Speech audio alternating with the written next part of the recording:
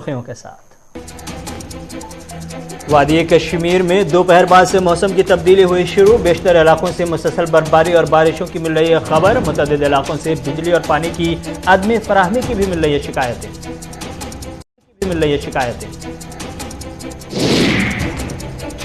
PDP के बानी और साबिक वज़ीर आला मुफ्ती सईद की 6ठी बरसी आज। पीडीपी सदर और पार्टी कारकुनान ने पेश किया खराज। मरहूम मुफ्ती सईद के मज़ार तक पहुंचने में महबूबा मुफ्ती को करनी पड़ी सख्त जद्दोजहद। बडगाम के जालवा करालपुरा में सिक्योरिटी फोर्सेज को मिली बड़ी कामयाबी। जैश तंजीम के 3 मिलिटेंटों को सिक्योरिटी फोर्सेज ने किया हलाक किए गए मिलिटेंटों के पास से हथियार और गोला बारूद जब्त।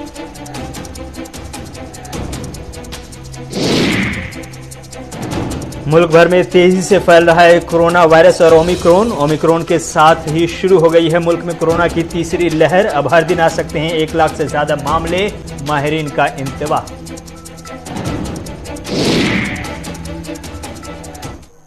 सुर्खियों के बाद खबरें तफसीलात के साथ। ट्राइबल अफेयर्स डिपार्टमेंट के सेक्रेटरी शाहिद चौधरी के हिस्से में आज एक और अवार्ड आ गया है। शाहिद चौधरी को श्रीनगर में कोरोना के रोकथाम के तई बेहतरीन कारकर्दगी पर नेशनल अवार्ड से नवाजा गया है। यह अवार्ड उनको हैदराबाद में मुनक़दा एक तकरीब के दौरान काबीना वज़ीर डॉक्टर जितेंद्र सिंह के हाथों दिया गया। श्रीनगर में कोरोना के खिलाफ उन्होंने जिस मुनज़्ज़म अंदाज में रोकथाम की कोशिशें की थी,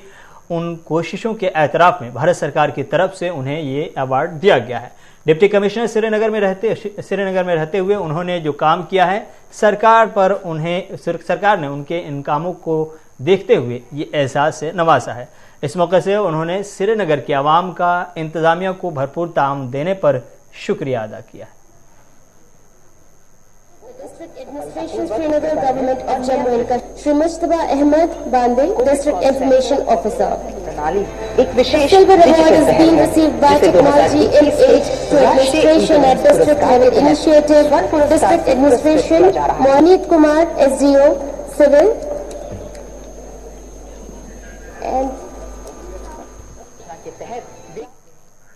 वादी कश्मीर में महकमे मौसमियात की पेशनगोई के ऐन मुताबिक आज दोपहर से वादी के बालाई और मैदानी इलाकों में बर्फबारी का सिलसिला जारी है, जहां मौसमी सूरत हाल के पेश नज़र इंतजामिया ने पहले ही वाज़ेह कर दिया था कि मशीनरी और अमले को मुतहरिक किया गया ताकि इस बीच लोगों को मुश्किलात का सामना न करना पड़े। वहीं पर श्रीनगर से लेकर पहलगाम और कुपवारा तक कई इलाकों से बिजली गायब होने की शिकायतें करते हुए लोगों ने बताया कि जहां पहले ही गैर ज़रूरी कटौती की वजह से लोग मुश्किलात में थे, वहीं पर मौसम ने करवट क्या बदली कि वादी के अक्सर इलाके अंधेरे में नजर आने लगे। इधर जहां मकामी लोगों को मुतअद्दिद मुश्किलात का सामना करना पड़ रहा है, वहीं पर दूसरी जानिब वादी में और ख़ास कर ड्रंग और गुलमर्ग में मौजूद गैर मकामी सयाह काफ़ी खुश नज़र आ रहे हैं। बर्फबारी पर सयाहों ने खुशी का इजहार करते हुए बताया कि वादी का नाम जन्नत बेनज़ीर तो सुना था, ताहम आज पहली बार कुदरती खूबसूरती से माला माल इस वादी में उस हकीकत को अपनी आंखों से देख रहा हूँ।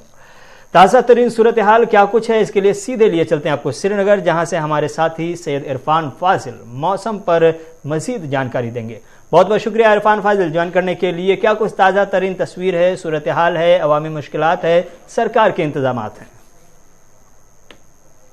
बहुत बहुत शुक्रिया रहमत कलीम। सबसे पहले तो देखा जाए तो वादी कश्मीर में लगातार बर्फबारी जारी है और बर्फबारी जो है दिन में तकरीबन 3 बजे के बाद शहर श्रीनगर में जो है काफी ज्यादा रफ्तार पकड़ी हुई है और अभी तक ये सिलसिला जारी है। और इस बीच अगर देखा जाए तो सड़कों पर तकरीबन 1 इंच के करीब जो है 1 से 1.5 इंच के करीब जो है शहर श्रीनगर में बर्फ जमा हो चुकी है। इस बीच देखा जाए तो चलने फिरने में काफी ज्यादा मुश्किलात का सामना भी करना पड़ता है और गाड़ियां जिस तरीके से गाड़ियों की जो आमद रफ्त रहती थी आम दिनों पर, अभी हम देख रहे हैं कि बहुत कम हो गई है क्योंकि सड़कों पर फिसलन है, तो जिसकी वजह से ट्रैफिक की आवाजाही में भी थोड़ी सी रुकावट दिख रही है। खास तौर पर अगर मैं बात करूं नेशनल हाईवे, एयरपोर्ट रोड हो या दीगर शहर के हसास इलाके, वहां पर इस वक्त बिजली की मुश्किलात जो है काफी ज्यादा है क्योंकि बिजली जो है गुल हो चुकी है। तकरीबन कहीं ना कहीं ट्रांसफार्मर फेलियर्स है, कहीं ना कहीं जहां कोई लाइन में तकनीकी खराबी आई है, जिसकी वजह से ओवरऑल इस वक्त बिजली वादी कश्मीर में ज्यादा दिखाई नहीं दे रही है, जिसकी वजह से काफी ज्यादा लोगों को खासतौर पर परेशानी आ रही है। वो जो स्पेशली घर में जो पेशेंट्स है, खासतौर पर अगर कोविड के मामला को बात करें, वो पेशेंट्स जिनका ऑक्सीजन सिलेंडर चल रहा है, जिनका जी हाँ कुछ ऐसे गैजेट्स चल रहे हैं जिन पर उनका इलाज मुआवजा चल रहा है, तो उनकी भी खास तौर पर सरकार से अपील है कि बिजली को जल्द से जल्द रिस्टोर किया जाए। रहमत, फिलहाल बर्फबारी के साथ साथ ये भी हम आपको बताना चाहेंगे कि बैनुल अक़वामी एयरपोर्ट हवाई अड्डा जो शहर श्रीनगर का है उसमें आज तकरीबन सुबह 2 बजे तक परवाजों का आना जाना लगातार जारी रहा, मगर 2 बजे के बाद जो है बर्फबारी का सिलसिला आगे बढ़ा तो रनवे पर फिसलन और साथ साथ जो है विजिबिलिटी वो काफी ज्यादा डाउन हो गई, जिसकी वजह से बाद में परवाजों को डिले करना पड़ा और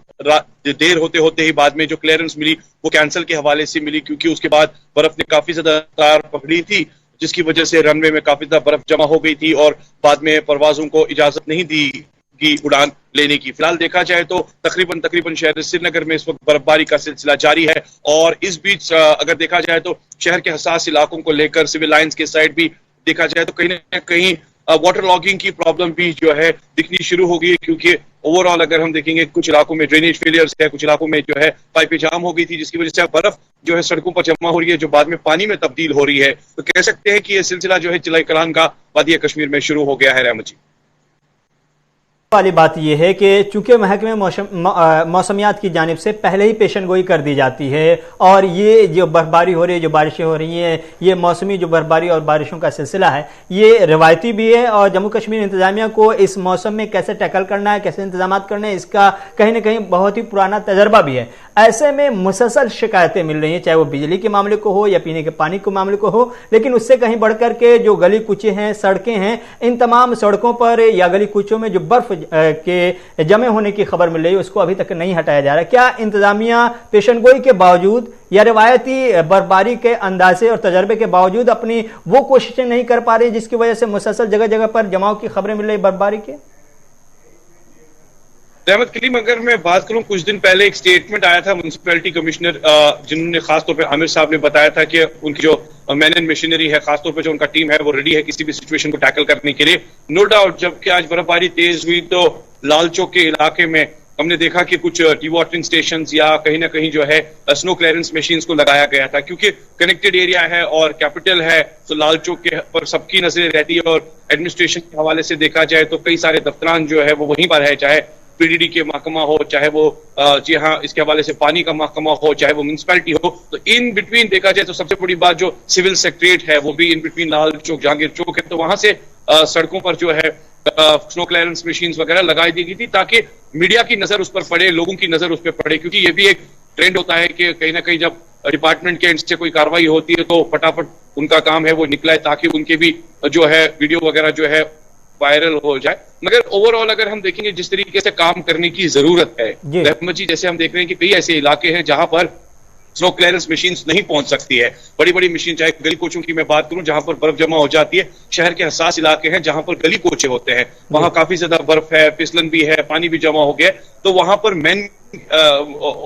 की जरूरत है, मशीनरी की नहीं है, जबकि वहां पर मैन पावर को ग्राउंड पर लगाने की जरूरत है ताकि वो बेलचे से सड़क को साफ कर सके, या कह सकते हैं कि कुछ ऐसे लोगों को वहां पे डिप्यूट करे जो डिवाटरिंग पंप स्टेशन यूज कर सकते हैं, क्योंकि अभी ये सिलसिला जो है मेट्रोलॉजिकल की तरफ से जो बताया गया है कि आज रात पर हेवी स्नोफॉल होगा और शहर श्रीनगर में हेवी स्नोफॉल हो रहा है। मगर इसके साथ साथ अगर आप देखें जितने भी बालाई इलाके हैं रहमत जी वहां पर ऑलरेडी हेवी स्नोफॉल हुआ। शुपियन की अगर मैं बात करूं तो जबरदस्त बर्फबारी वहां हो रही है, अचबल में, पहलगाम में, हर जगह हसास जितने भी इलाके हैं, खासतौर पे जो अपर रीचेज है तो वहां पर भी मैन एंड मशीनरी का इस्तेमाल होना लाजमन है। मगर शहर के हवाले से अगर देखा जाए तो इस वक्त बिजली की कटौती काफी ज्यादा है, जो ऑलमोस्ट देखा जाए कई एरियाज से हमें भी शिकायतें मौसूल हो रही है, मैसेजेस हो रही है कि उसको हाईलाइट किया जाए, उसको एडमिनिस्ट्रेशन तक, हुकाम तक पहुंचाया जाए। ये तो अभी शुरुआत है क्योंकि चिलाई कलान में ये सारी चीजें जो है रिवायती तौर पर देखी जाती है, कई सालों से देखी जाती है कि बर्फबारी होती है। तो जब बर्फबारी हमें याद है बचपन में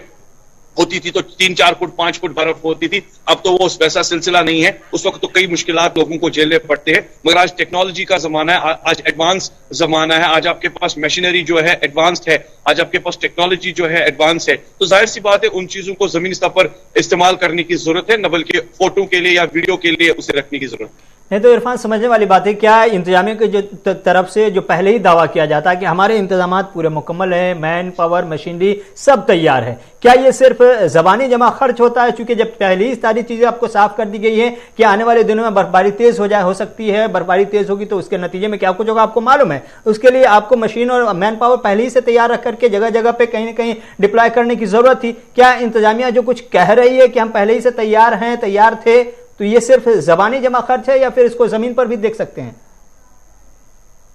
रहमत कलीम जी, मैं यहाँ पर एक कहना चाहूंगा, रूट मैपिंग एक बहुत बड़ी बात है। जब तक आप रूट मैपिंग नहीं करेंगे तब तक आप अटेम्प्ट टू कांटेक्ट नहीं कर सकते हैं, तब तक आखिरकार कमिटमेंट पूरी नहीं हो सकती है। ये सारी चीजें बड़ी इंपॉर्टेंट है। अगर आप पूरी तरह से ग्राफ बनाते हैं, उसके बाद शहर के हसास इलाकों को लेकर जायजा लेते हैं कि कहां पर क्या सिचुएशन है। देखिए, मैं आपको एक बात अभी बताना चाहूंगा, कई ऐसे इलाके हैं जहां पर अभी खास तौर पर जो लोग हैं बिजली के मार में परेशान हैं, जहां पर पानी जमा हो गया है, उनकी फरियाद जो है, उनका जो कांटेक्ट करने का जो जरिया है वो क्या है? वो तो सिर्फ ये है कि वो हमारे माध्यम के जरिए आवाज सरकार तक पहुंचाना चाहते हैं। मगर जिस तरीके से हमारे जो नए कमिश्नर है म्युनिसिपैलिटी के, डायनेमिक ऑफिसर है, नो डाउट अबाउट इट, कि काफी ज्यादा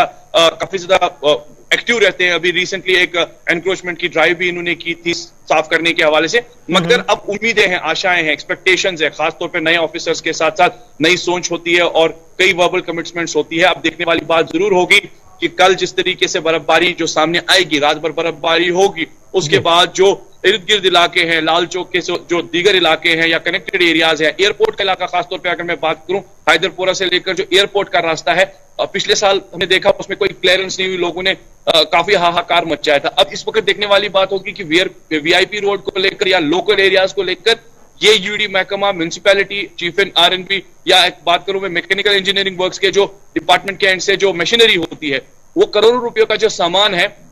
उसको जमीनी स्तर पर किस तरह से अमलाया जाएगा और लोगों को किस तरह से राहत मिलेगी, और वो बहुत बड़ी बात है। और बिजली के हवाले से सब लोगों की फरियाद यही है कि बिजली को रिस्टोर किया जाए, जबकि अभी ये शुरुआत है, आगे आगे देखिए होता है क्या। बहुत बहुत शुक्रिया इरफान फासिल, आपको ज़मीनी सूरत हाल और इस वक्त श्रीनगर में क्या कुछ ताज़ा तरीन अपडेट है, क्या सूरत हाल है, वो हम दिखा रहे थे। अगली खबर भी हम आपको दूसरे शहरों की तरफ, दूसरे हिस्सों की तरफ ले चलेंगे, वहाँ की भी क्या कुछ सूरत हाल है बर्फबारी को लेकर के, बारिशों को लेकर के, और कई और ग्रीवेंसेस की खबरें भी हम आपको दिखाएंगे। लेकिन वक्त है यहाँ पर एक छोटे से तजारती वक्फे का।